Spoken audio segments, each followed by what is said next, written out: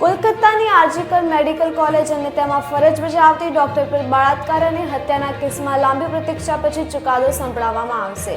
આ ઘટનાને લઈને દેશભરમાં આક્રોશ અને નારાજગી હતી અને દેશભરમાં તેના વિરુદ્ધ લાંબા સમયથી વિરોધ પ્રદર્શન પણ ચાલી રહ્યા હતા। સિલાઈદાની એડિશનલ ડિસ્ટ્રિક્ટ એન્ડ સેશન્સ જજ એનીબાન દાસની કોર્ટે 9 જાન્યુઆરીએ આ કેસની સુનાવણી કરી હતી અને આજે શનિવારના રોજ ચુકાદો સંભળાવશે। કોલકાતા પોલીસ દ્વારા સ્વયંસેવક તરીકે કામ કરનાર સંજય રોયની આરિશ ટેક્સમાં ધરપકડ કરવામાં આવી હતી। સંજય રોય ઉપર ગયા વર્ષે 9 ઓગસ્ટે હોસ્પિટલમાં ફરજ બજાવતી એક મહિલા ડોક્ટર ઉપર બળાત્કાર કરવાનો અને ત્યારબાદ ડોક્ટરની નિર્દયાથી હત્યા કરવાનો આરોપ હતો। કોલકાતા પોલીસે 10 ઓગસ્ટે સંજય રોયની ધરપકડ કરી હતી। શરૂઆતમાં આ કેસની તપાસ કોલકાતા પોલીસ દ્વારા કરવામાં આવી હતી, પરંતુ ત્યારબાદ આ તપાસ કોલકાતા હાઈકોર્ટના નિર્દેશ પર સીબીઆઈને સોંપવામાં આવી હતી।